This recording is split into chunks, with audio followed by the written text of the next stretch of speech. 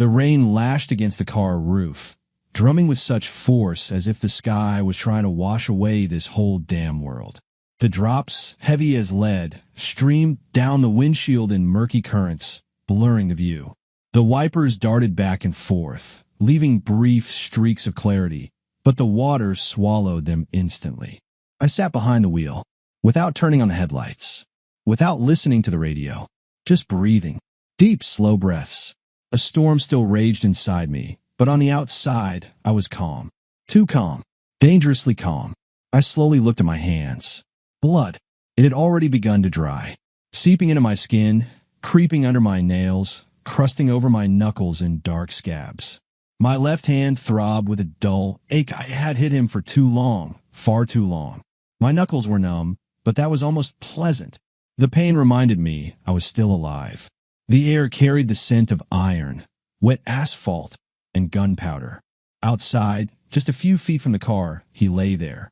Robert Bishop, once confident, audacious, hungry for power. Now broken, disfigured, dead. A pool of blood was being washed away by the rain, trickling down the uneven concrete of the industrial zone. I couldn't move at first. I just sat there listening, waiting, as if waiting for it all to be a dream. But this was reality. I had killed him, and I didn't care. Slowly, I reached for the glove compartment and pulled out a pack of cigarettes. My hands didn't tremble. The lighter clicked.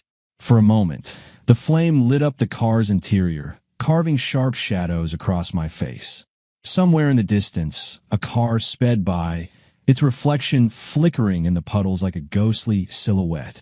I closed my eyes, and in my head, her voice again. Please, Jack, I'm begging you, Melissa.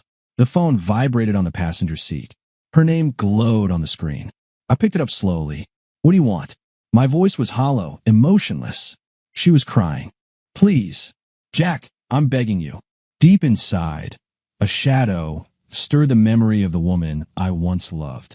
But now, that voice was nothing more than an echo. Distant, foreign. I'll fix everything. You don't understand what's at stake. Her voice trembled, but not with remorse. With fear. But she wasn't afraid for me. Not for the kids. For herself. I slowly ran a hand over my face and leaned back against the seat, exhausted. My eyes closed on their own, and a series of memories flashed before me. Everything that had led me here. I am Jack Carter. I never thought of myself as special. I wasn't rich. I wasn't a star. I wasn't someone who conquered the world. I was a simple man who knew the value of hard work and family. The auto repair shop I opened 15 years ago didn't make millions, but it gave me stability. Every day, I woke up early, drank strong black coffee, drove to the garage, worked, came home exhausted but satisfied. My hands always smelled of motor oil. My fingers were covered in a thin layer of dried grime, and no matter how much I scrubbed them, my nails were always black. But I never complained.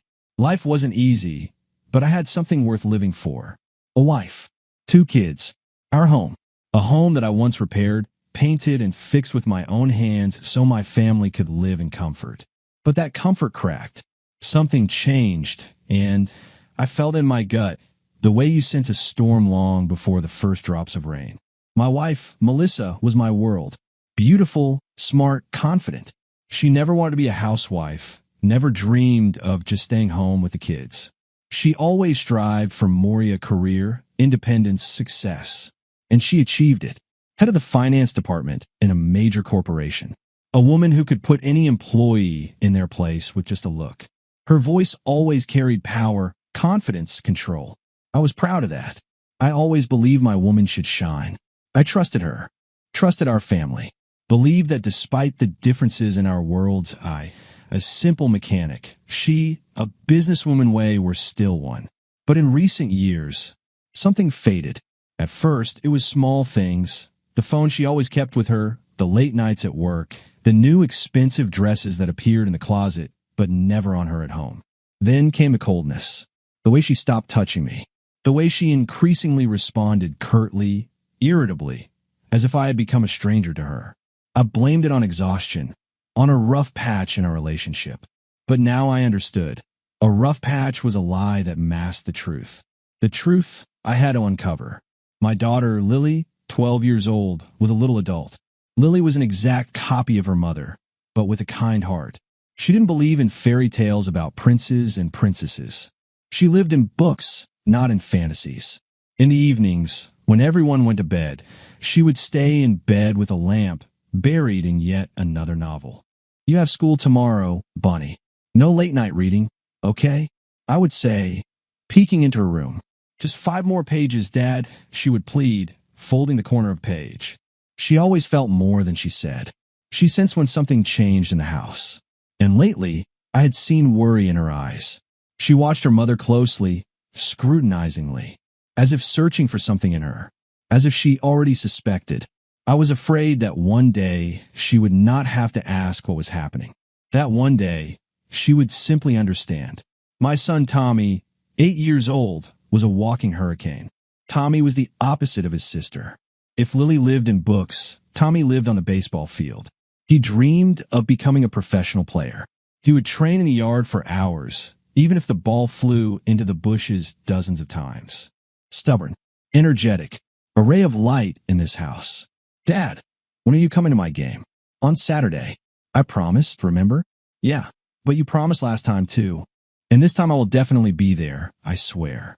Tommy was my pride, a boy who still believed in goodness, who still did not know how much life could hurt. And I was ready to do anything to keep that belief alive in him. Family, home, happiness. That was how everything looked from the outside.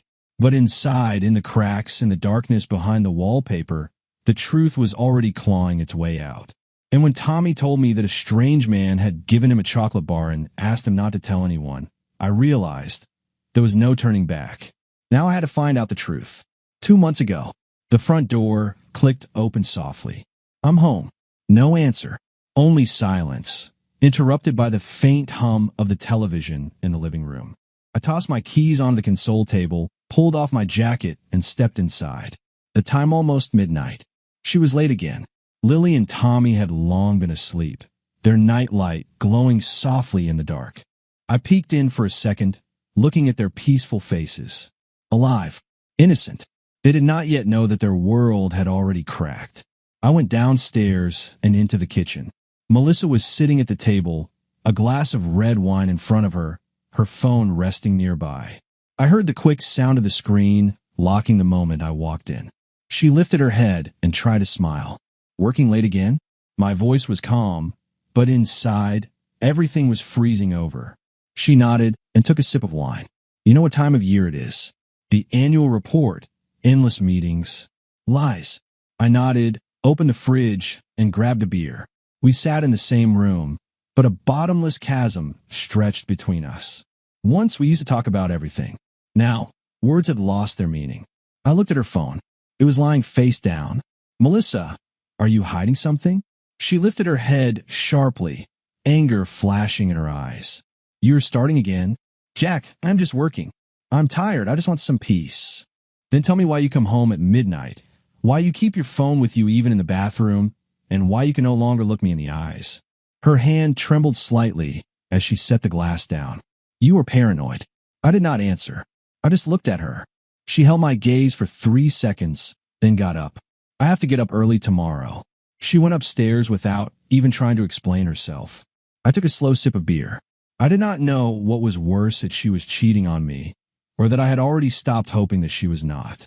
The kitchen was filled with the soft morning light filtering through the sheer curtains. The smell of freshly brewed coffee mixed with the warm scent of oatmeal and cinnamon. A normal, quiet morning. I sat at the table, drinking strong black coffee, feeling its bitterness on my tongue. But the real bitterness was yet to come. Tommy sat across from me, stuffing his cheeks with cereal, swinging his legs under the table. His carefree face radiated pure contentment. Mom didn't pick me up alone yesterday, he suddenly said, not lifting his eyes from his bowl. The spoon froze in my hand. What? Well, she was with some guy. My fingers tightened around the ceramic cup, and I felt my heartbeat thudding in my chest. I forced myself to stay composed, to show nothing. What guy? My voice was steady, but inside, a cold, icy wave was rising. Tommy shrugged, scooped up another spoonful of cereal, and answered casually, tall, in a suit. He gave me a chocolate bar, but Mom said not to tell anyone. I stopped breathing. Time seemed to slow down. The air in the room grew thick and heavy, as if someone had sucked all the oxygen out.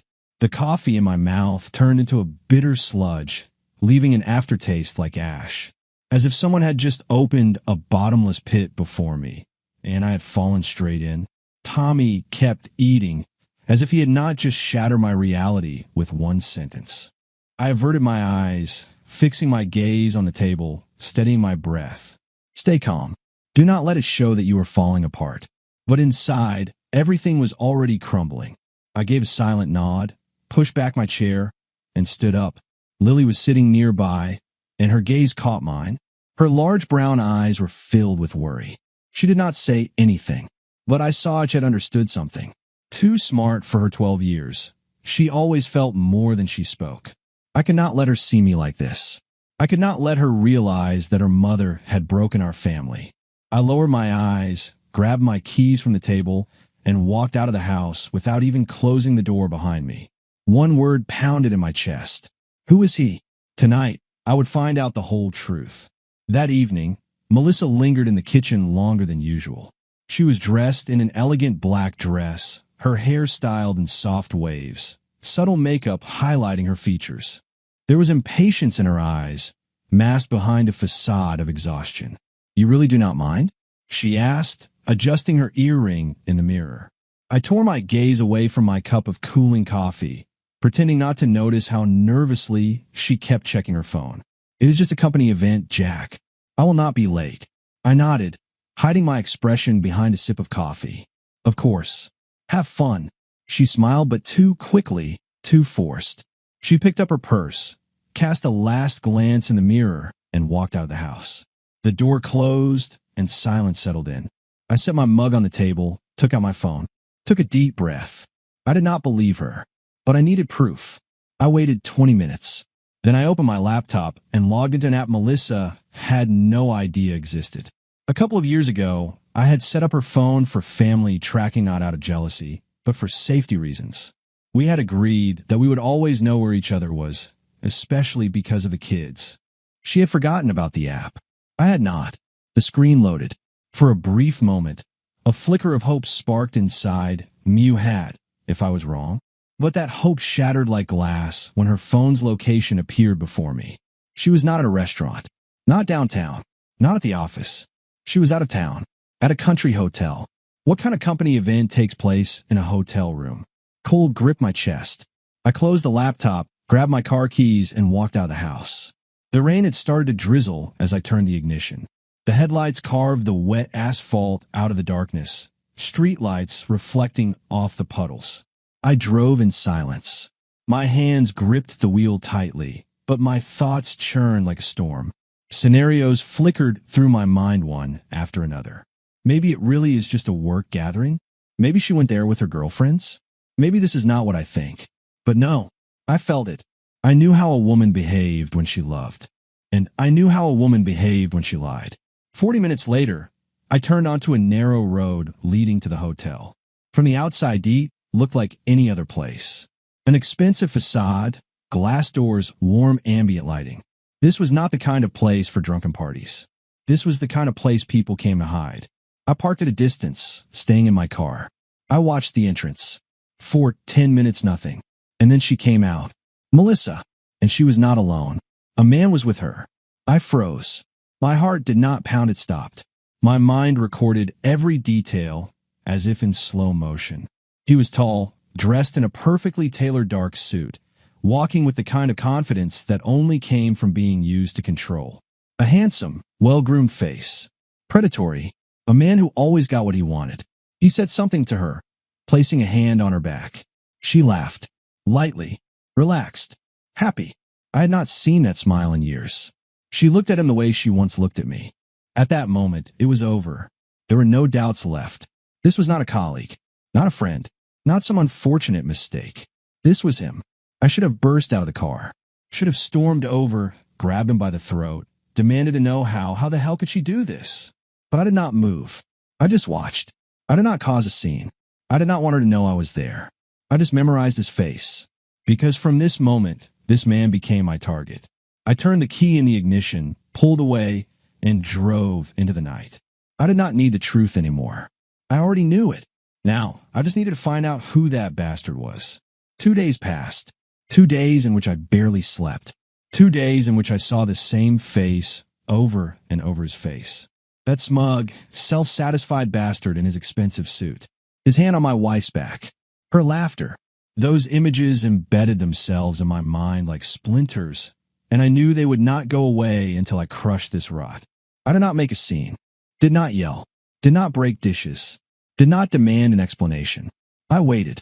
I waited because I knew if I wanted to handle this the right way, I needed facts. I needed to know everything. I started with the simplest thing, his name. If this man was involved with Melissa, then surely he worked with her. I sneaked in her office at night while she was asleep and turned on her laptop. She had never set a password trust that no longer existed. I opened the corporate website of her company, scrolled through the employee list, and I found him. Rob Bishop, 42 years old, head of corporate investments. The man who, essentially, decided where the company's money flowed. Melissa, as the head of the finance department, controlled the funds, had directed the flow, and together they could do anything. I closed the laptop, feeling a dull rage rise in my chest. But this was only the beginning. I was not a cop, but I knew people. In this city, everyone had someone who could accidentally uncover the right information. I called Lenny. Lenny used to work in my garage 10 years ago, but later he moved into private business, became an information gatherer. In simple terms, she dug through people's dirty laundry for good money. Carter, long time no hear. That rough voice of yours. What happened? I need to know everything about man. Robert Bishop. Works at Harrison Clark. That a big fish, buddy. What'd he do to you? Nothing yet. But he will if I don't get ahead of him. Lenny chuckled. Give me a day or two. Then we'll meet and talk. I hung up, feeling my chest tighten with anticipation. I did not know exactly what I would find, but I knew one thing: I would not like it. 2 days passed. I met Lenny at a bar on the outskirts of the city. He was sitting in the corner, clutching a beer bottle, his gaze darker than usual. You're right on time, Carter. I dug up some dirt, and the deeper I went, the worse it smelled. He pulled his phone from his pocket and swiped across the screen. You ready? I just nodded. His face appeared on the screen. Rob Bishop, 42 years old, divorced, no kids, worked at Harrison Clark for 15 years. But what came next made my fist clench. This guy is not just a finance executive, Jack. He's a fraud. Details. Lenny nodded and continued. A year ago, his former business partner suddenly disappeared. Disappeared so completely that the police never even found his car. I stared at the screen, feeling a coldness seep into my bones. It gets worse. Lenny tapped again, and headlines from 5 years ago popped up in front of me. Corporate scandal, $20 million lost. Chief suspect Robert Bishop. No direct evidence. The proof was destroyed. I ran a hand over my face. Melissa had no idea who she was involved with. Or did she? Jack, he's not just your wife's lover. He's a walking problem. If he finds out you're sniffing around. I looked up at Lenny. Too late. He already knows. Lenny shook his head. Then, brother, you have only 2 options. Were they? Either you disappear, or he does. I closed my eyes.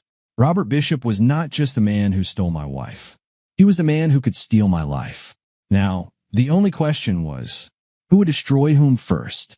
I returned home deep in the night.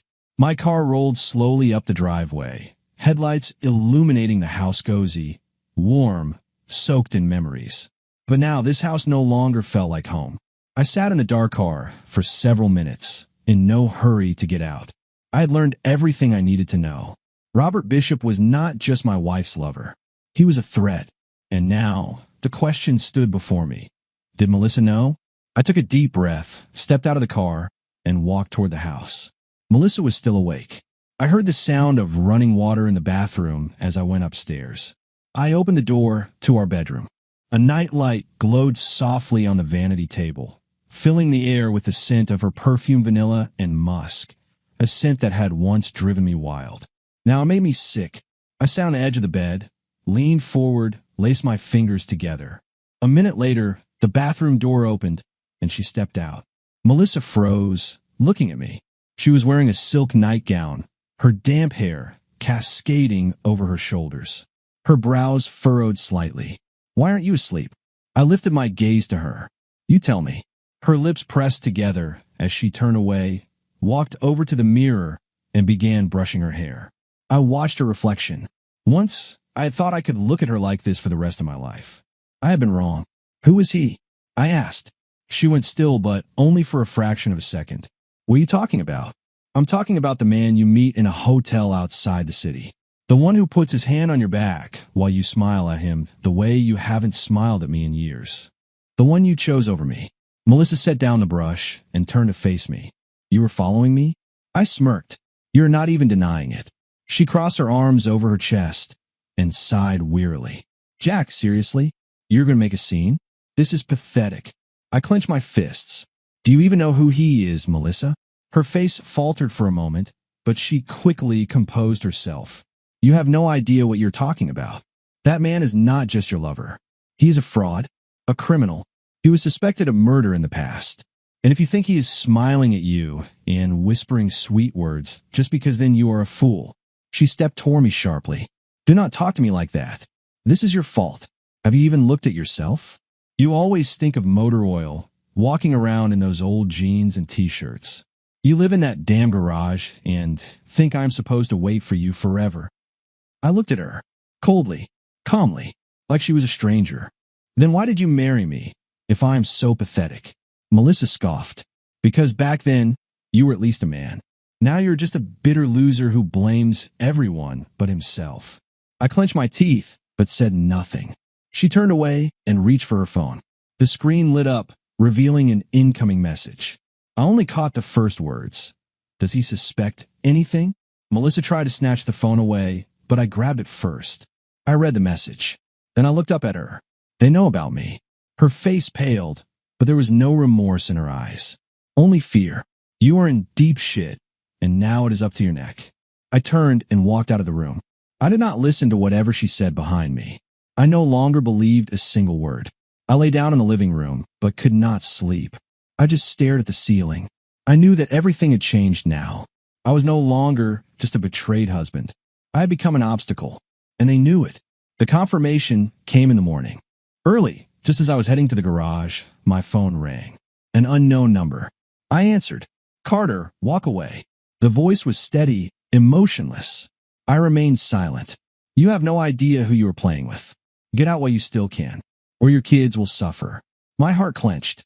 I gripped the phone tightly. "You picked the wrong man.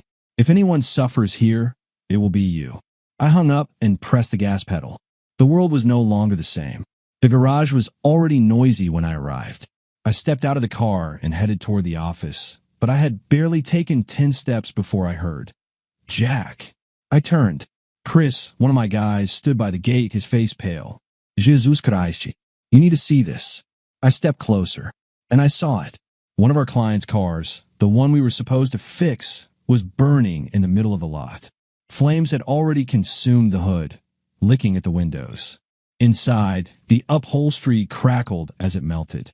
I froze for a second, then bolted toward the car. The acrid stench of burning filled my lungs. The heat seared my skin. This was no accident. This was a warning. I clenched my teeth, feeling a pure, icy rage rise inside me.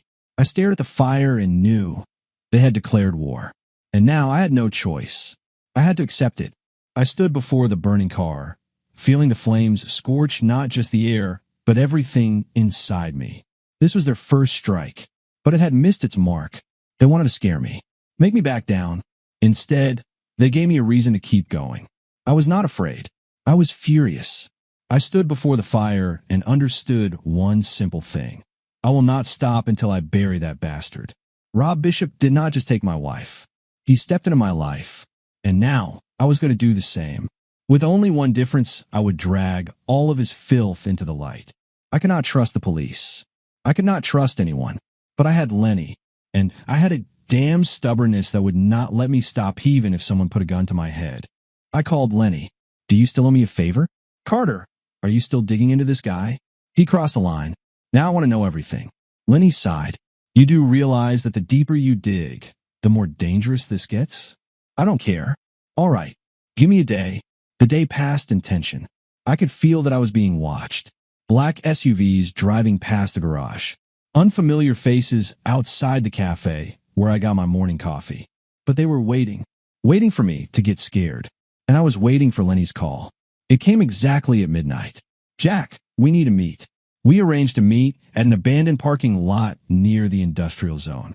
I arrived first, scanned the area, made sure I wasn't followed. A few minutes later, Lenny's car pulled up. He got out, walked over to me, and handed me a flash drive. I dug up everything I could on him, but what I found. Speak. Lenny shoved his hands into his pockets and slowly shook his head.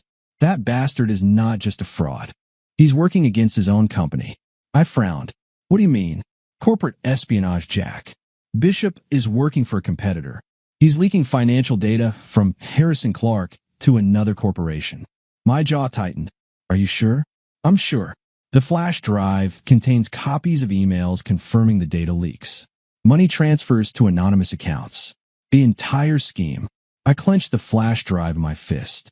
And that's not all. I looked up at him. Lenny's expression was serious. Melissa is involved too. Something inside me snapped. What did you say? Lenny nodded. She's in on it. The very deals he sold to competitors went through under her supervision. And according to their emails, she knows exactly who her lover is working for. I exhaled, feeling not rage, but coldness spreading through my chest. I had known that Melissa had betrayed me, but I had not known that she had sold herself completely. She was no longer just the woman who betrayed me. She was now a criminal. I clenched my fists. Before, I had wanted revenge on Bishop. Now, I realized she was next. I did not believe in coincidences. The threats, the car fire, they knew I was digging. And now I had a choice. I could go to the police. But Bishop had connections. I could walk away. But I was already in too deep. I knew I had only one option. I had to destroy them so completely that they would never recover.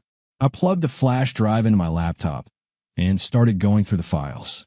Bishop thought he was in control, but he did not know one thing. I was willing to go all the way. And that was his biggest mistake.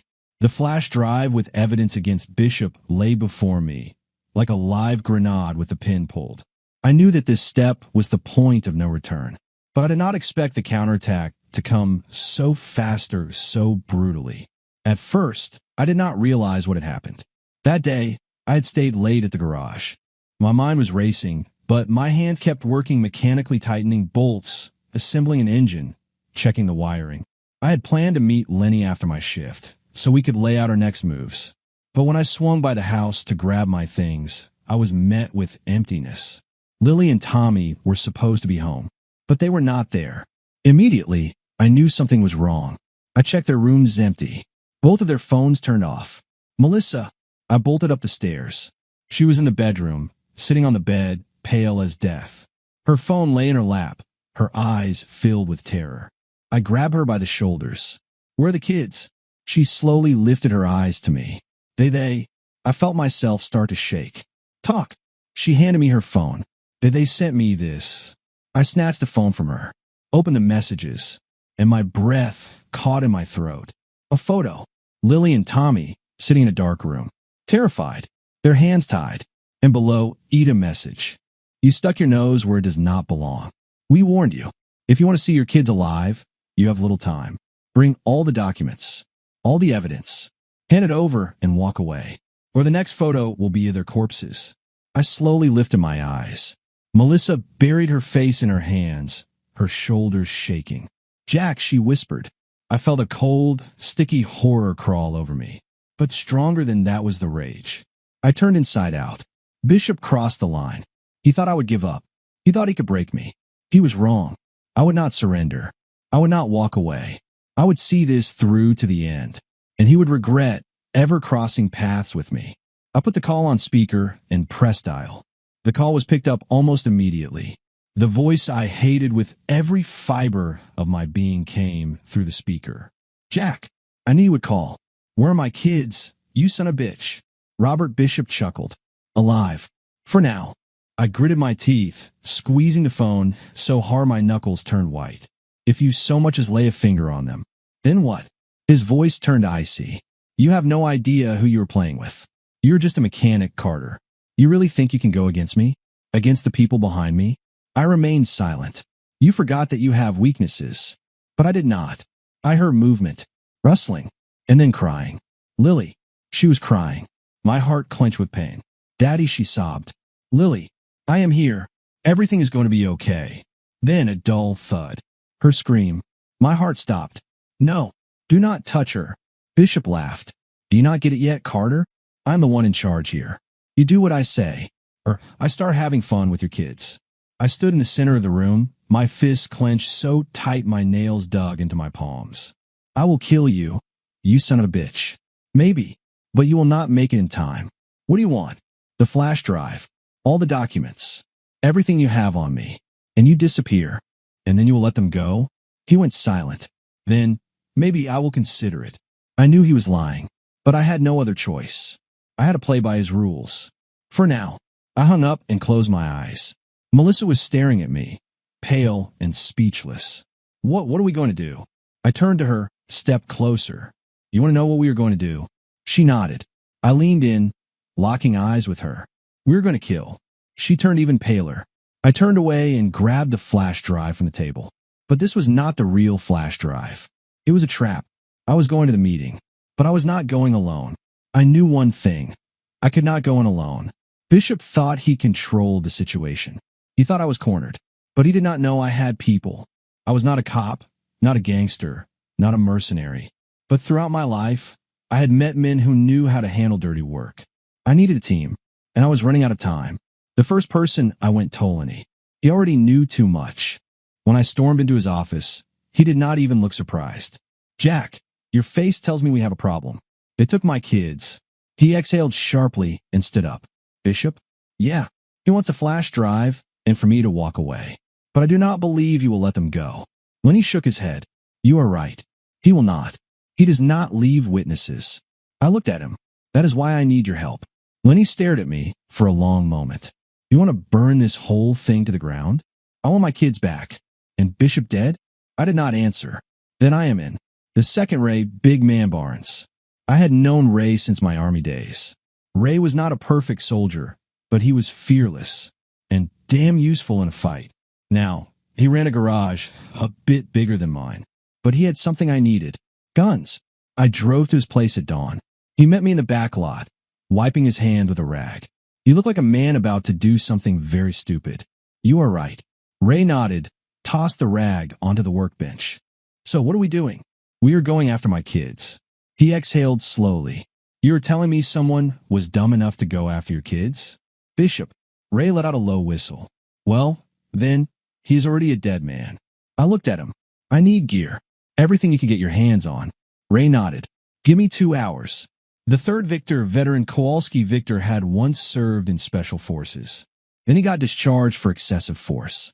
Now, he ran a shooting club, training those who wanted to learn how to survive in this messed up world. When I called him, he picked up on the first ring. Carter, I need your help. How urgent? Very. Where do we meet? Your club. 1 hour. I'll be there. 3 hours later. We sat in the back room of Victor's club. A map lay on the table. Lenny spread out flash drives, building schematics, and photos of Bishop. Ray dropped 2 duffel bags onto the table. I unzipped one. Incendiary assault rifle, a shotgun, pistols, ammo. Ray looked at me. I know you're not a killer, Jack, but tonight you'll have to be. I ran a hand over the weapons, clenched my fists. I will do whatever it takes to get my kids back. Victor crossed his arms. What's the plan? Lenny nodded. I tracked the phone signals. The kids' last known location is a warehouse in an abandoned industrial zone. Victor scoffed. Classic. There is no way Bishop is there alone. He will have security. At least 5 or 6 men. Ray sighed. I'll handle long-range support. If anyone tries to run, I'll take them out. Victor nodded. I'll go in from the back. I know how to move in quietly. I stared at the map. I go in first. I'll hand over the flash drive, but only to buy time. Lenny narrowed his eyes. You do realize he's going to kill you anyway, right? I smiled. Let him try. I looked at them. Tonight, we're taking my kids back. And if someone has to die, it will not be me. Victor schmirked. I knew you were going to say that. Ray clapped me on the shoulder. So, shall we get to work? I glanced at the map, then at the weapons. Bishop's world was crumbling, and I was the one who was going to finish the job. I picked up a pistol, chambered around. Let's go. We moved out before dawn. 3 cars rolled down an empty road toward the abandoned industrial zone where my kids were being held. I did not know what was waiting for us there, but I knew one thing. I was taking them home, no matter the cost. Victor turned his pistol over in his hands. Are you sure you are ready for this, Carter? I looked at him. I am ready to kill. Ray smirked. Good, because we're going to have to. Lenny handed me an earpiece. Stay on comms. Once it starts, keep the line open. I nodded, exhaled, and tucked the pistol into my waistband. The cars came to a stop a few blocks from the warehouse. Ray lifted his rifle, peering through the scope. 6, maybe 7 men at the entrance. Victor pulled on gloves, plus 2 more inside. I checked my ammo. Bishop? Lenny handed me binoculars. I looked. 2nd floor of the warehouse. A window. A silhouette. Robert Bishop. Sitting. Waiting. Son of a bitch, I muttered, clenching my jaw. Ray chuckled. Let's make his wait uncomfortable. I stepped out of the car. In my Honda empty flash drive.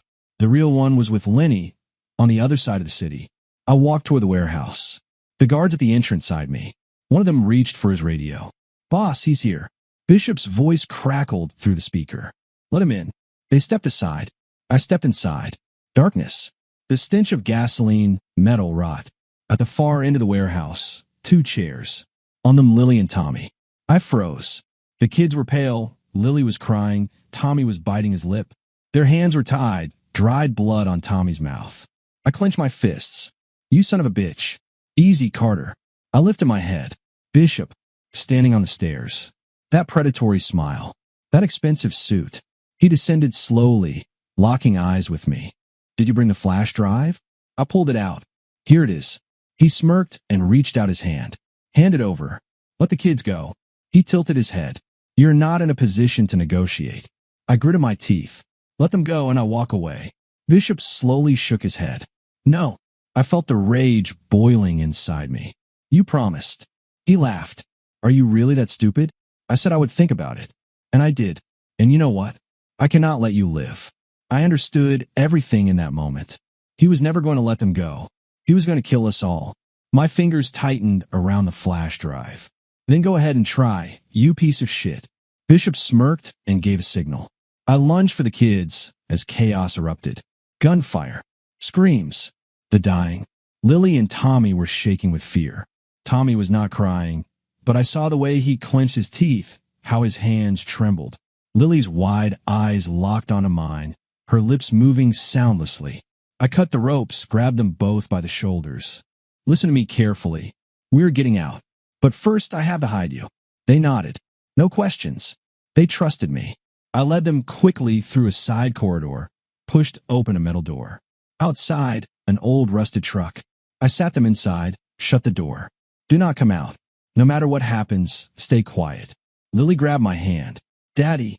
I placed my palm against her cheek. It is going to be okay. I will come for you. She pressed her lips together, nodded. I closed the door and turned back toward the warehouse. Now, I could do what I came here for. Bishop was trying to run. I saw him dart toward a black SUV behind the building. I moved faster. He yanked on the door but hesitated. The keys were missing. I caught up to him. He spun around, reaching for his gun. Too late. I smashed my fist into his jaw. His head snapped back, but I did not let him fall. I grabbed him by the collar, yanked him forward, and hit him again. His nose crunched. Blood gushed down his lips. He dropped the gun. I hit him again, and again, and again, until his face was nothing but a bloody mess. I grabbed his hair, dragged him to the wall, and slammed the back of his head against the bricks. He groaned. Jack, let's talk. I laughed. Talk. You try to kill my kids. You threatened me. You wanted to erase me, and now you want to talk? I threw him to the ground. He coughed, spitting blood, trying to crawl away. I kicked him in the ribs. He gasped. You broke my ribs. I slowly pulled out my knife. You have no idea what I am about to break next. He tried to speak. I did not let him. I grabbed his left hand and sliced across the wrist. He screamed. Aya. No, fuck. No. Blood poured from the wound, spilling onto the ground. I smiled. Hurts? Good. I plunged the knife into his thigh. That one is for Lily. He shrieked, convulsing. But I pinned him down. And this is for Tommy. I twisted the blade in the wound, listening to his screams, his struggles. You fucking son of a... You are not a killer. I smiled. Not anymore. And I sliced his ear off. Blood splattered my hands. He howled like a dying pig. I tossed a chunk of flesh aside. Now we are on the same page, Bishop. You are no longer who you were either. He tried to speak, but he could not. I raised my gun. Your men are dead. You are all alone. He shook his head desperately. No, please. I looked at him. You earned this. I pulled the trigger.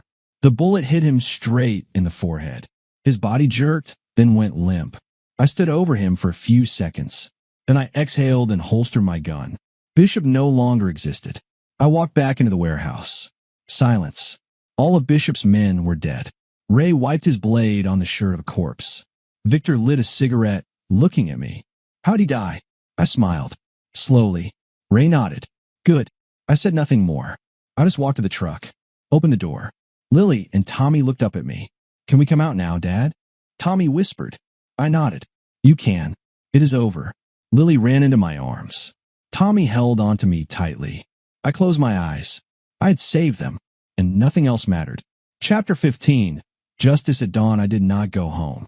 That house was no longer mine. It was a place of betrayal. Instead, I drove to my parents' house. Lily and Tommy sat in the back seat, silent, asking no questions. They were drained, scared but safe. And me? I was empty. Empty like the chamber of my gun after the last shot. Empty like Bishop's eyes when the life left his body. I should have felt satisfaction, but I felt nothing.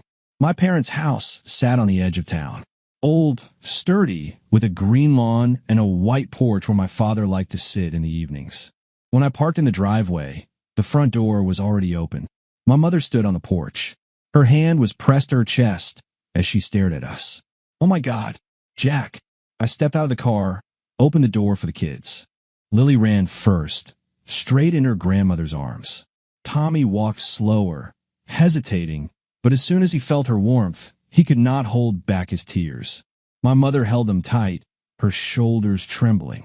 My father stepped out after her, his face serious as he met my eyes.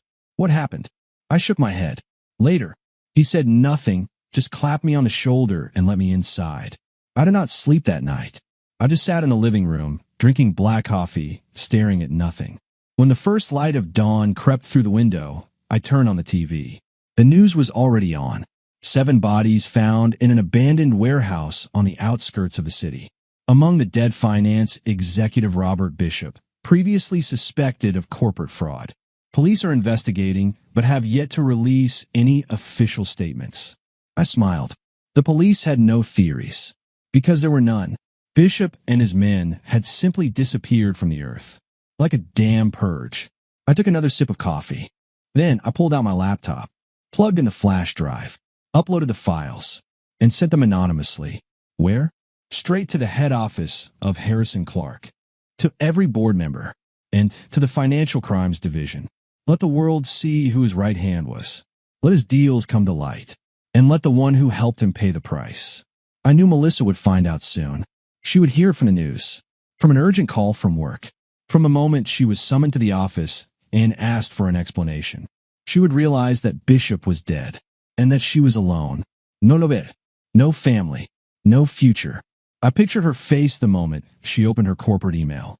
Imagine the panic crawling up her spine as she frantically dialed my number. But I had already changed my SIM card. She no longer existed to me. I put my phone away, took a deep breath. Then I stepped onto the porch. The sun was rising over the horizon, and my children were safe, asleep inside. Bishop was in the grave. Melissa got what she deserved. And me?